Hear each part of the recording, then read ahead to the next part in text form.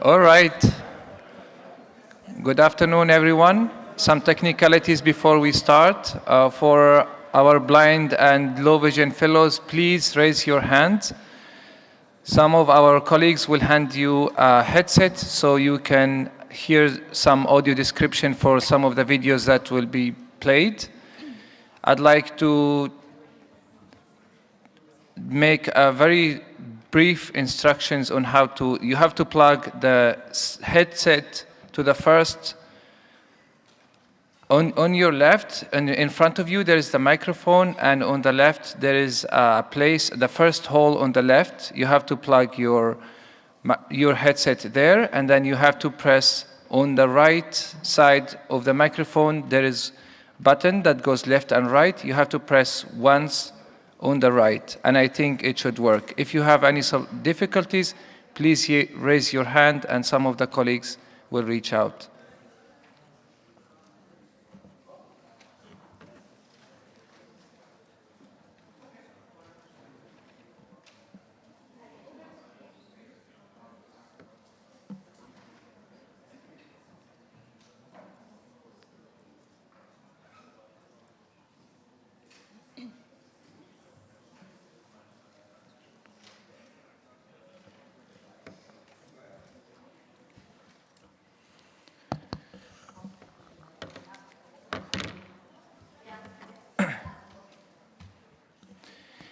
Okay, good afternoon again. My name is Hassan Tayyem, and I'm very honored to be the chair of this session today.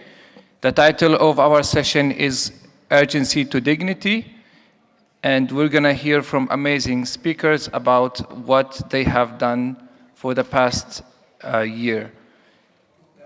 I'd like to start my speech with a story that I heard a year ago, and I cannot shake it off my head. A woman in southern Gaza, deaf since birth, was told to evacuate. Sirens, loudspeakers. She saw the panic on her children's face and she didn't know what to do. No one stopped to tell her what she needs to do. No one signed for her. She just decided to follow the crowd. She followed the crowd and she survived. But I think survival should never be built on luck, and that's because of the system that we have built. When disaster strikes, who gets left behind? I'm definitely sure we all know the answers.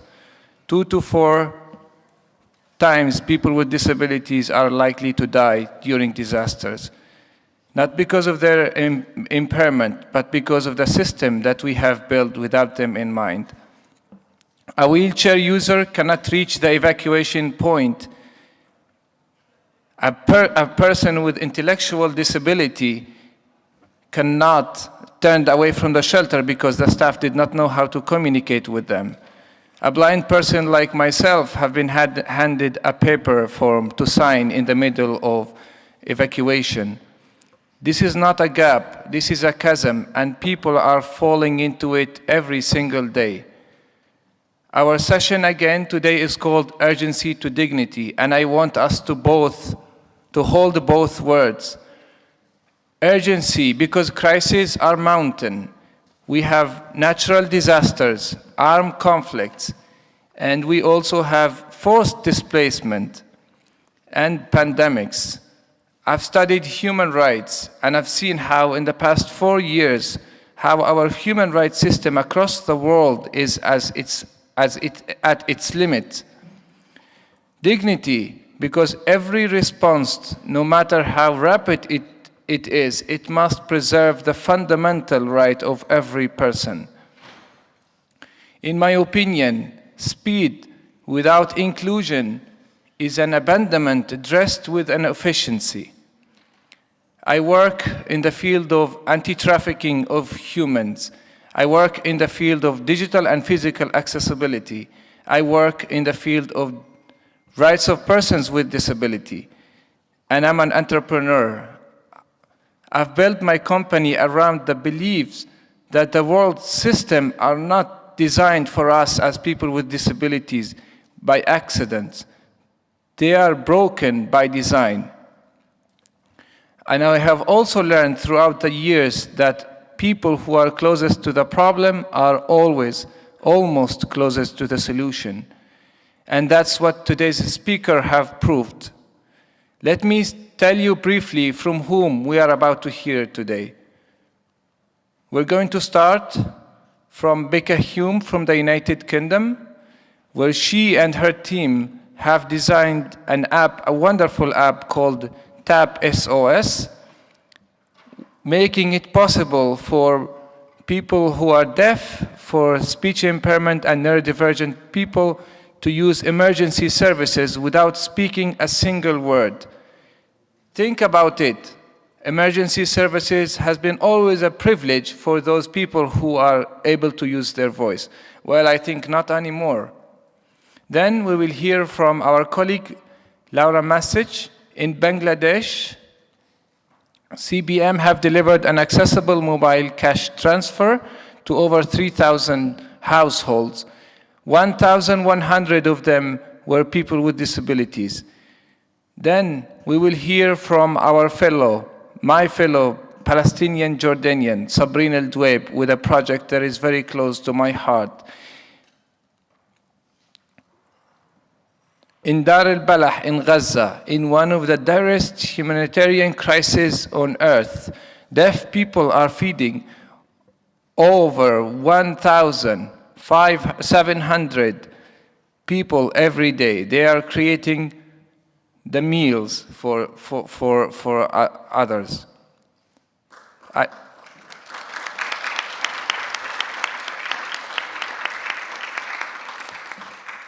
Think about that for a moment, please. Persons with disabilities are not just surviving in Gaza. They are leading. They are feeding their communities. And then we will hear from our colleague, Jusley, from Burkina Faso, where village saving and loan associations are giving internally displaced persons, women, and persons with disabilities the financial resilience to survive before crises and before any human convoy arrives.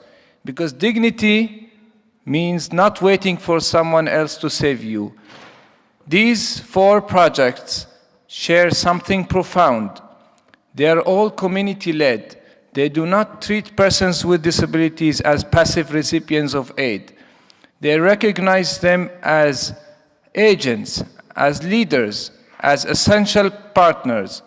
And that's the real shift.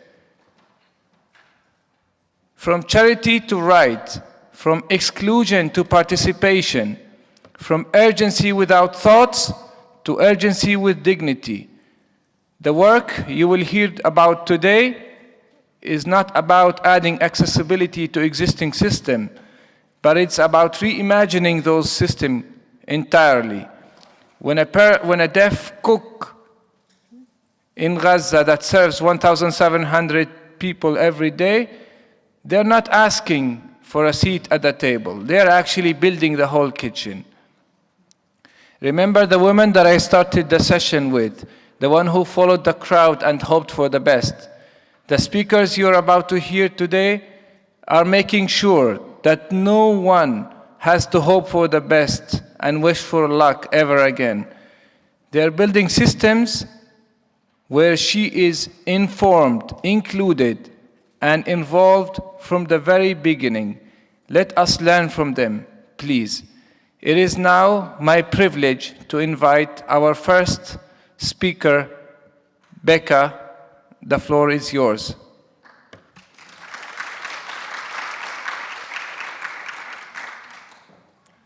Thank you.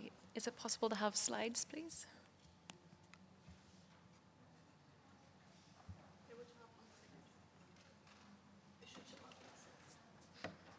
Great, thank you.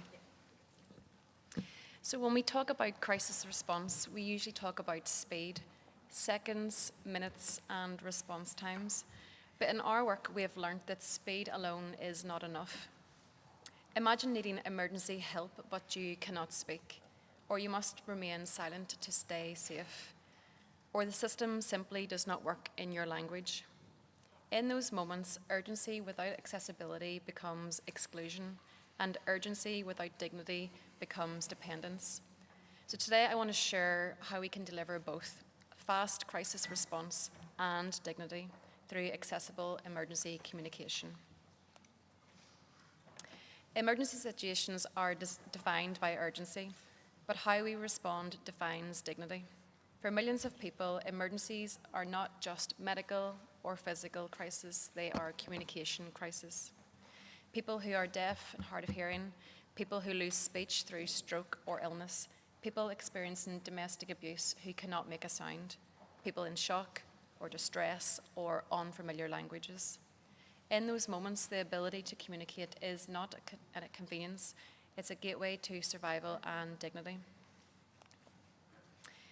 Yet, across the world, services remain voice-centric. They assume the ability to speak clearly, quickly, and safely. They assume shared language, and they assume calm.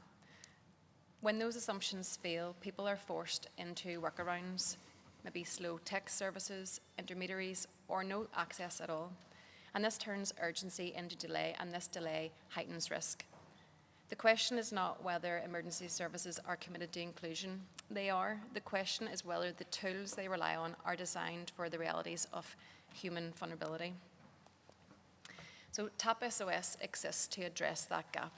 TAP SOS is our non-verbal, accessible emergency communication platform that enables people to request help quickly, silently, and independently, even when speech is not possible or safe. It does not replace emergency services, it strengthens them. It translates moments of panic into structured and accurate information delivered in seconds while preserving the dignity of the person asking for help. So TAP SOS is designed for a user under stress. The user selects the emergency service they need through visual, clear icons. They identify the nature of the incident using guided nonverbal pathway, and their location is automatically shared through GPS. And a short structured triage sequence mirrors the logic of an emergency call. So there's no typing required, no speech requirement, and no reliance on intermediaries. The result is accurate, data-rich informed, delivered in seconds, not minutes, while allowing the individual to remain in control. And this is what dignity looks like in crisis, being understood without having to explain yourself. Autism is another context where accessibility in emergencies is often invisible. Many autistic people experience sensory overload under stress, and in an emergency, this can result in shutdown or loss of speech, even for people who can usually communicate verbally. And in those moments, making a phone call or processing spoken questions or responding quickly can become overwhelming. Sure. With TAP SOS, the individual does not have to speak or listen. They can follow a calm visual pathway, select what's happening, and share the location without the sensory pressure. And this reduces stress, improves accuracy, and allows emergency services to respond effectively while respecting the person's communication needs. This isn't theoretical. In the UK, TAP SOS is fully integrated into the National Emergency Call Handling Infrastructure. It's accredited by government, emergency communication bodies, and public safety organisations following a rigorous multi-year approval process. So this means that emergency services receive TAP SOS requests within their existing operational systems, securely, reliably, and without additional burden. So for public authorities, this de-risks innovation. For users, it builds trust. And for crisis response, it moves accessibility from the margins into the core. The impact of accessible emergency communications is deeply human. It enables deaf people to contact emergency services independently. It allows survivors of domestic abuse to seek help without alerting their abuser, and it supports people experiencing sudden speech loss or medical distress. And it assists people navigating emergencies in languages that are not their own. In each case, the outcome is the same: faster response, clearer information, and preserved dignity. TAP SOS is designed to scale. The platform already supports multiple languages. We have 16 at the moment, and it can extend to many more. Its visual, icon-based design works across culture and literacy levels, and its integrated model aligns with public sector infrastructure rather than bypassing it. This makes it adaptable, not just to different countries, but to different emergency systems, policies, and operational realities. It's a model that can be replicated. In crisis, urgency saves lives, but dignity depends and determines who is able to access that help and how. Accessible communication ensures that speed does not come at the cost of inclusion and that vulnerability does not mean invisibility. If we're serious about inclusive crisis response, we must design systems that work for people at their most vulnerable. And that's how we move from urgency to dignity. Before I close, I just want to be clear about what we're not asking for. We're not asking for governments to replace their emergency systems. We're not asking for rapid rollouts without safeguards. We are asking for collaboration. TAP SOS has shown that non-verbal, accessible emergency communication can work safely, securely, and within public infrastructure. So we're looking to work with governments, regulators, and emergency services who want to explore this model and could be adapted into their national context, respecting local systems, languages, and policies. So if your country is currently thinking about inclusive crisis response, digital accessibility, or emergency modernisation, we'd welcome the opportunity to explore this together through either pilot, policy dialogue, or technical collaboration. Because accessibility in emergencies should not depend on geography, and dignity should never depend on the ability to speak. Thank you.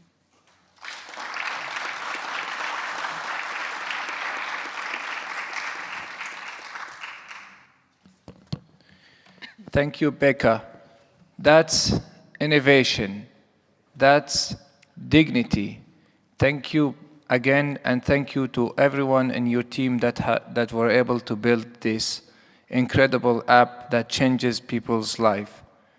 If you have any questions, feel free to reach out to Becca after the session.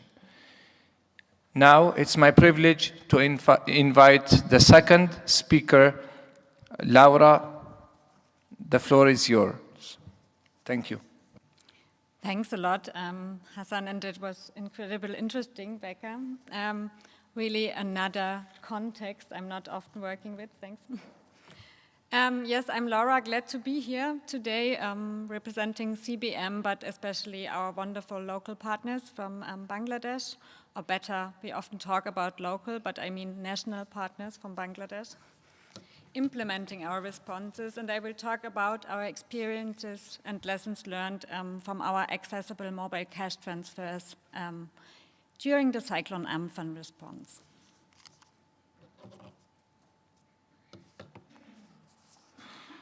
I think I will really focus on the key learnings due also to the limited time we have from the Cyclone Amphan response, and if we have some time or if there are questions, I'm here afterwards, but I'm also happy to share some of CBM's global insights when it comes to inclusive cash and voucher assistance.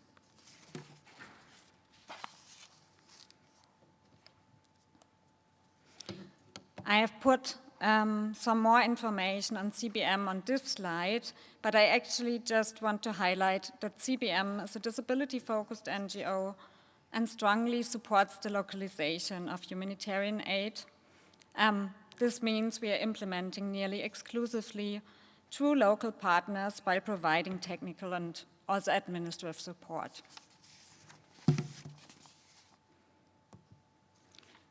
So coming to the interesting part, the Amphan response in Bangladesh. This was already implemented in May 2020 when 2.6 million people were affected by the super cyclone Amphan hitting the west coast of Bangladesh.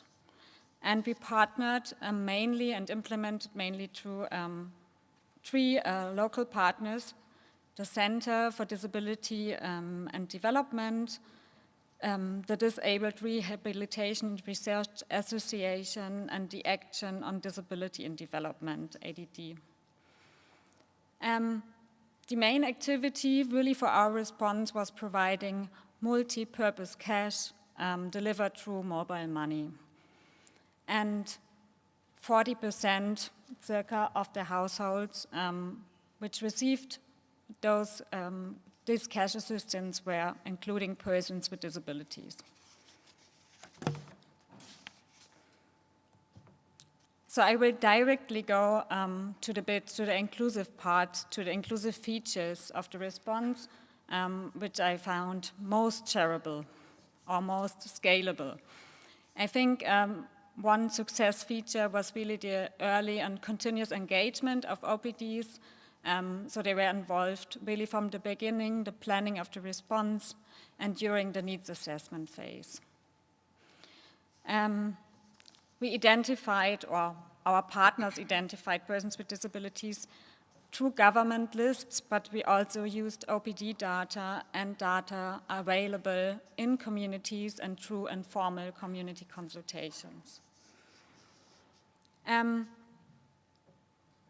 Our identification process used Washington Group short set of questions and added questions on affect, means like on depression and anxiety, to also not overlook people with psychosocial impairments. And accessible communication and OPD-led also community outreach was also an important feature of the inclusivity.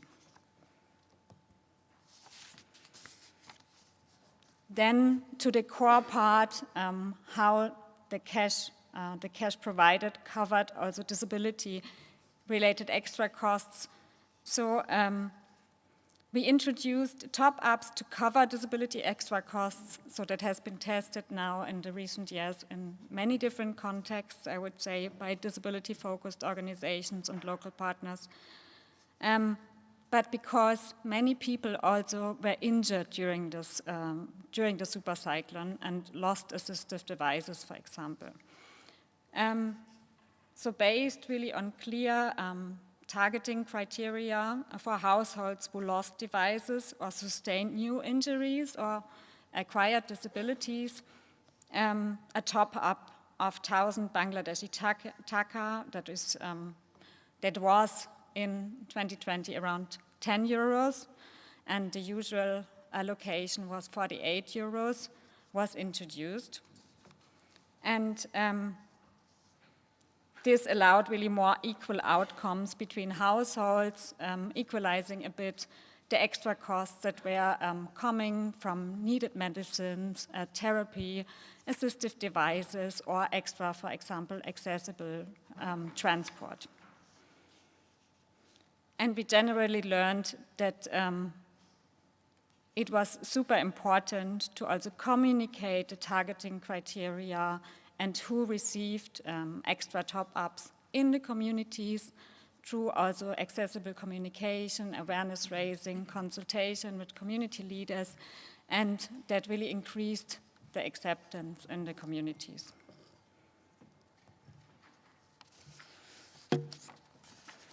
And on this slide, I really just want to read out this quote from a woman who had benefited from the extra top-up amount, who was saying that my husband died a long time ago. My 2 children are both visually impaired. Our house was badly damaged during the storm and our goat died. So I got 5,500 Bangladesh taki and bought 1 goat and my daughter's medicine. This money has been very useful for me in this difficult time. So that was Amanda Begum, one of our cash recipients from Bangladesh.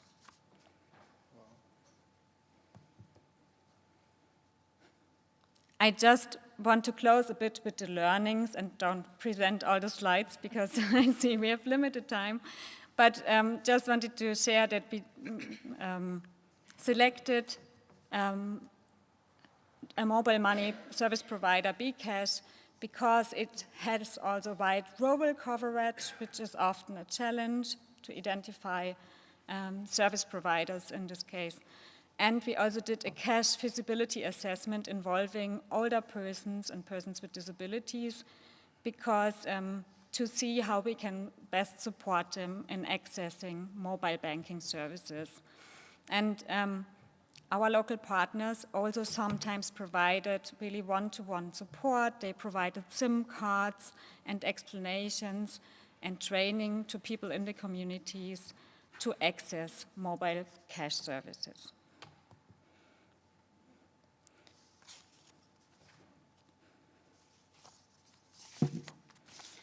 What really worked well was the OPD engagement in the communities, which enabled really the accurate identification and trust, and that no one was left behind. We think that the mobile money, despite some challenges regarding accessibility, where we had to find individual solutions, for example, sometimes reliance on caregivers, but also and monitoring this closely through the staff of the organizations involved, it still improved safety and speed.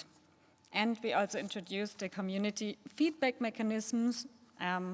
So we had really hotlines and different means of communicating back to our local partners, which were used and communicated in the community, and which really proved to be super helpful for receiving feedback and increasing the accountability part. I will stop here. I'm still in the room if you have questions, but thank you really for giving us the opportunity to share our learnings here.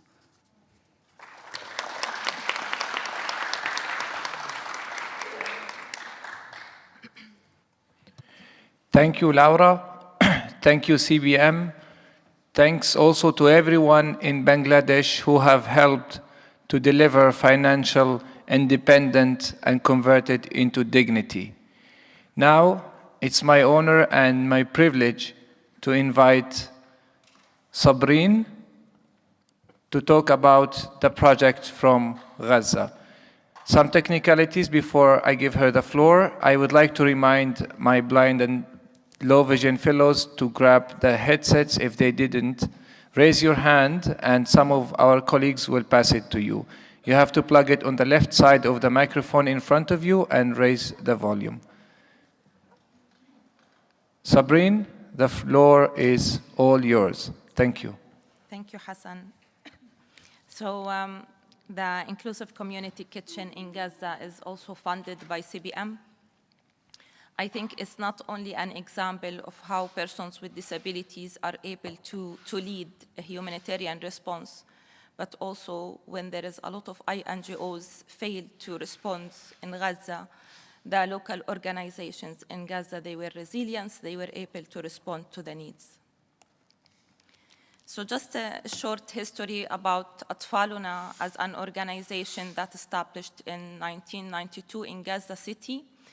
It was based on advancing education, rehabilitation, and job opportunities for persons with hearing impairment.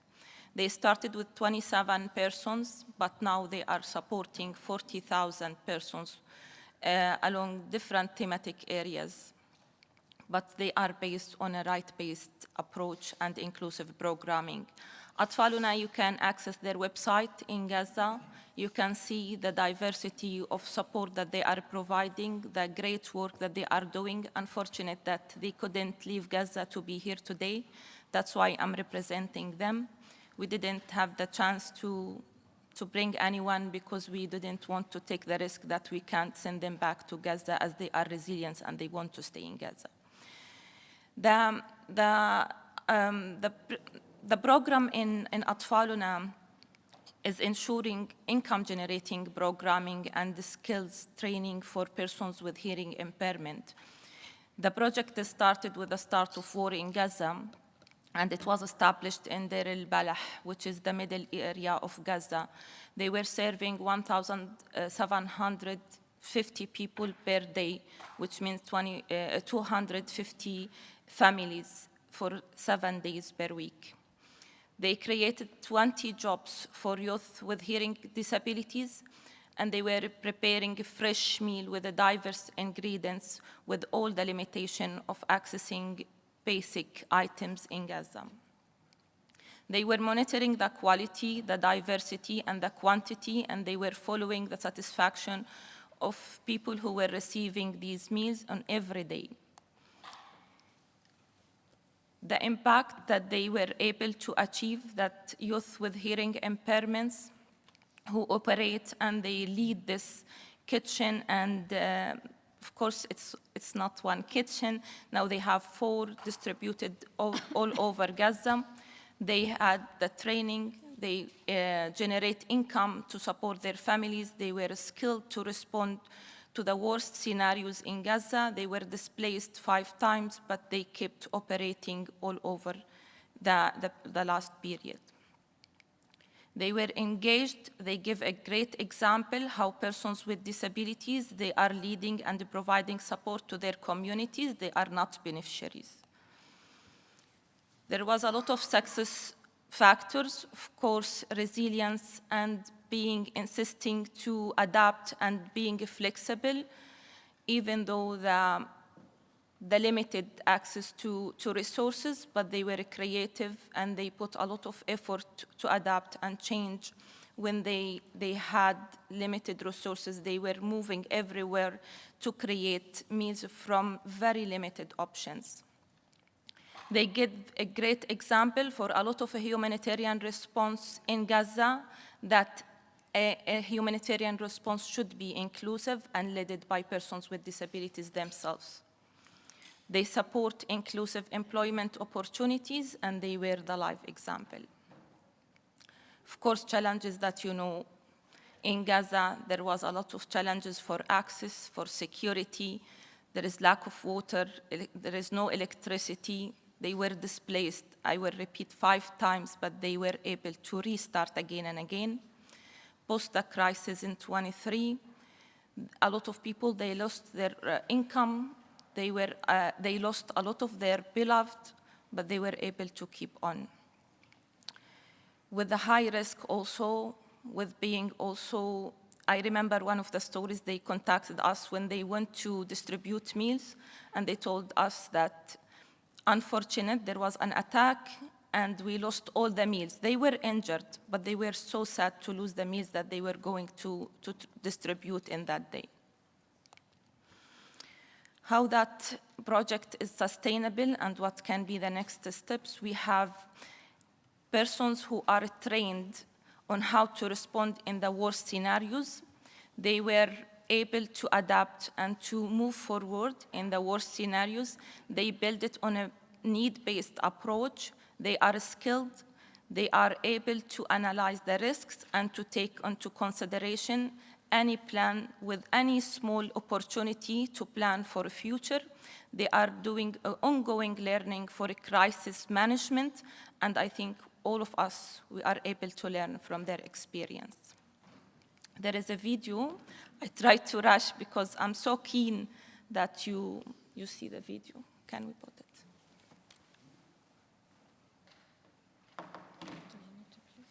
No, they will put it.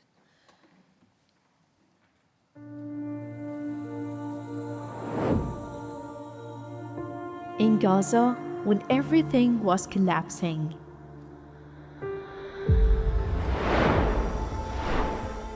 hope was rebuilt by unexpected heroes.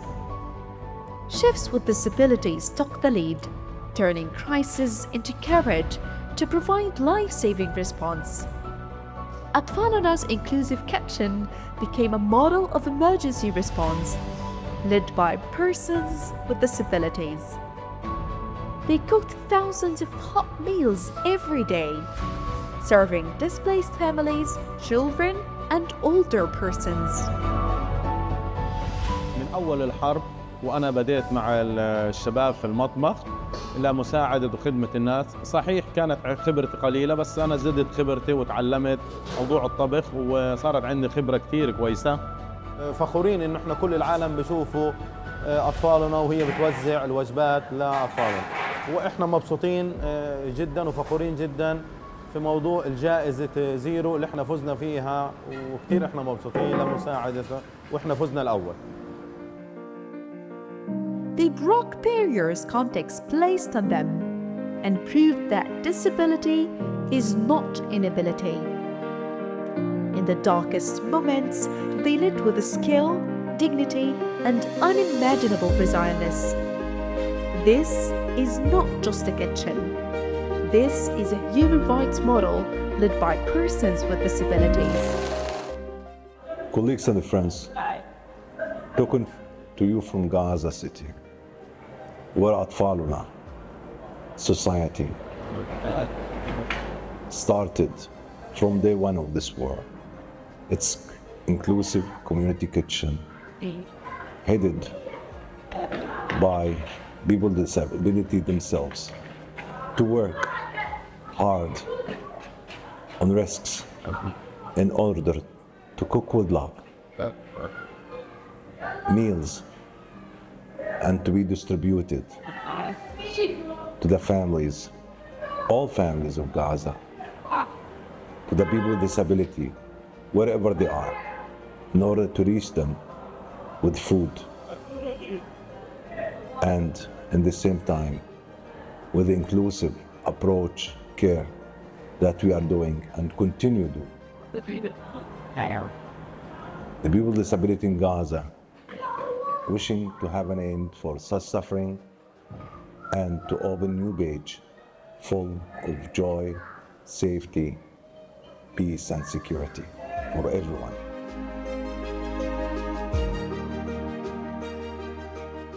The Zero Project Award recognizes their innovation, their courage, and their unstoppable potential.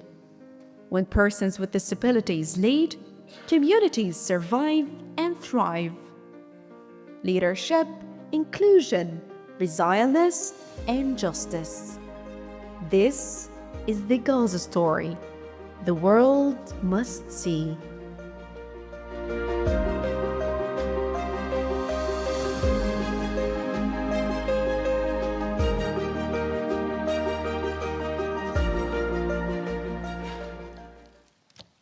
Thank you.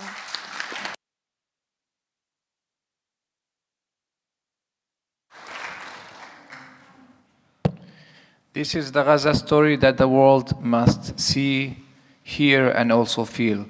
Thank you, Sabrine. Thank you to everyone in Atfaluna. Thank you to everyone in Gaza who is helping, sustaining, and keeping this project running.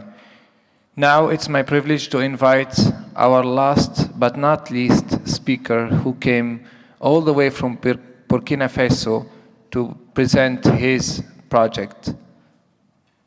The floor is yours, Ghislain. Thank you, Hassan. I'm Ghislain Yen. I come from Burkina Faso. It's a French country in West Africa. I am not very tall. I wear a blue and white shirt, and I am black. Okay. I will present our project Impact, where we develop a village saving and loan association. And before I present this innovation, I will present our organization, Light for the World. Light for the World is an international NGO based in Vienna, in Austria, focusing on promoting disability rights and high health in low and middle income countries. And what is Impact BF? Impact BF is an inclusive measure for people affected by crisis in target area. It's a project we develop in humanitarian action in Central Est region in Burkina Faso. Impact in a nutshell is to provide a humanitarian response that take into account the specific needs of persons with disability. And for Impact, we have two areas. We have protection and livelihood. And for livelihood, we have individual income generative activities, and we have VSLA. So the VSLA is an inclusive approach to community microfinance focus on saving and loan. And during the project, it's a vulnerable participant.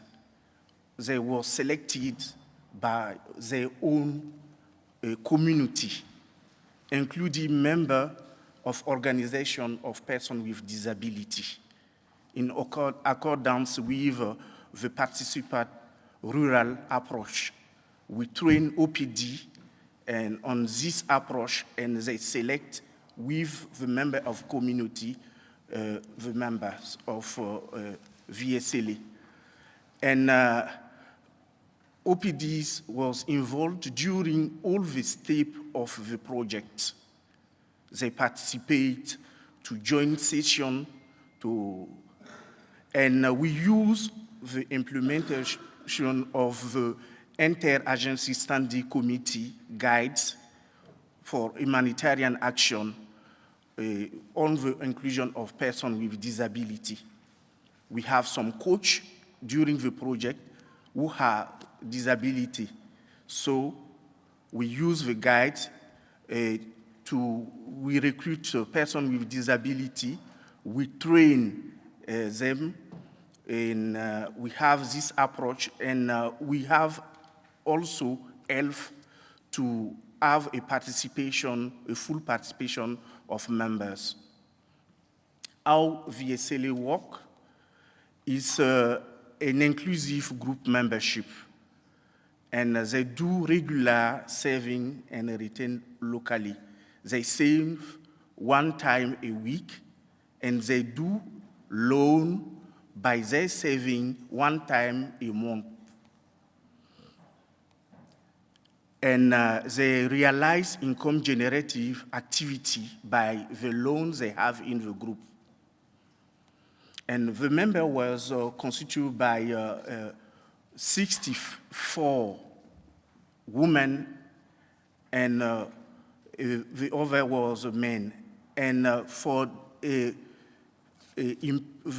disability, we have physical impairment, we have visual, mental, and hearing in the group. And we want to notice that the project was funded by ADA for €1 million. For the VLCL, it was 42,099 euro we use for VSLA. It was using for accessibility and disability inclusive target.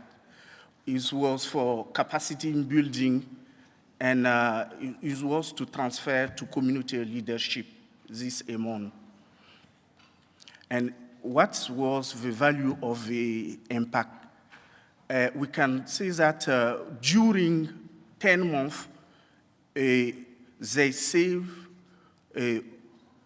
5,897 euro during the cycle. And the interest of the loan represents more than 1,000 euro. And they have a solidarity fund. During events, they have solidarity fund who represent 200 euro. And the challenge is, for us, is regular monitoring and support of member. And in the field, in some area, we don't have rehabilitation center. This is also a challenge. And we want a ownership of Ministry of Social Affairs to have it in the system. And beyond project implementation, because the project was for 21 months, beyond this, all the groups are functional. They decide to continue activities. And for the top-up, because we have a top-up, we started in December. And in the past, we have 4 groups, and now we will have 12 VSLA. And we have in the past 100 participants, and we will have 300 participants in the group. And we have a video with testimony of participants.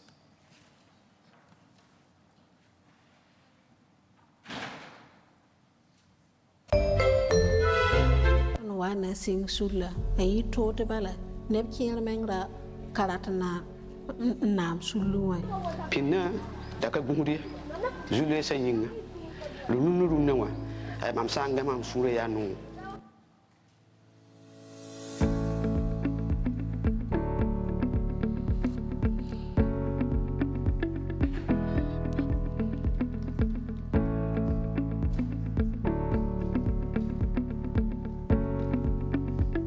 pinna daka tempa mandi la fe me kai tidim shi da matun hanzin nin taba ton sunra nin taba on ko tab yam namma hen yile ti fo me hinda kamia soba before to me pa fo yam ne ton sing sulla sing tiaka net fa ton tuma me pa mi yidigi ton pa me ligi ton sun école sing woto ne wo na pa me ligi da yo kam école dam libra ribo wa ay sura ya no ana men ditame ana wele hedam yela ye lingri ka tele ben ten ling mam yase bam to spila yemare la kob no la pira e am paten de ligri ka ngande digre nyakare nditi ta digri ta wase e mam san dikin kies mam tunda po we tumni ngama nu tumni ngama tunda e mam tempa ma tuma to passe na irita pa nyora pa ro kwa plantain de que wazam ning biro ne nkam.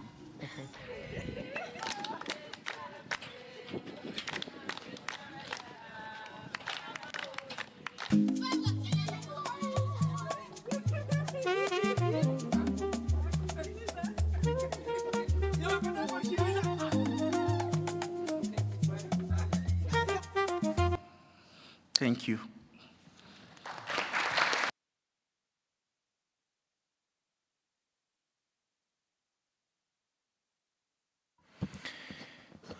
Thank you, Gisle. Thank you to each of our speakers for sharing not only your project, but your conviction. I want to take a moment before we conclude to reflect on what we have just heard, because it would be very easy to just walk out of this room inspired and do nothing differently. And I think we do owe the speakers more than that, right? We heard about a 999 system redesigned so silence is no longer a barrier to save your own life. We heard about cash transfer that it does not deliver money, but it delivers financial identity to people who never had it. We heard about a kitchen in Gaza where deaf cooks are feeding 1,700 persons every day in situation where most of us cannot even imagine. We heard about the village saving in Burkina Faso where displaced women and persons with disability are creating their own safety nets. 4 projects, 3 continents, and 1 proof. When persons with disabilities are included, genuinely included, not as an afterthought, not as a line in a report, the entire system gets actually stronger, not only for them, but for everyone. I started this session with a woman who followed the crowd and hoped for the best. And I want to end the session with a different image. Imagine the next disaster. Imagine that the warning delivers in sign language and sounds. Imagine that the evacuation route is accessible. Imagine that the shelter staff are trained. The aid forms are accessible in accessible formats. The community kitchen is already running and led by people who knows what it means to be excluded, and they have decided not, and no one else will be. That is not a fantasy. That is what these amazing 4 projects are building and doing right now. The question is for the rest of us, is whether we will match their ambition, whether commitments in building like this will translate into system that actually works for every person, not in theory, but also in practice, in the rain, in the rubble, in the queue for food. Thank you to our speakers once again. Thank you to our audience. And before I finish, I'd like to also personally thank the Zero Project team, Maria Chiara, Alessandro, Anna, and I also would love to thank my amazing friend for many years, and now we are colleagues, Katerina, for being here with me in the past 3 days. The work that we have heard today is a proof that inclusion is not only possible in crisis, but it should be essential. Let us carry this message forward. Thank you.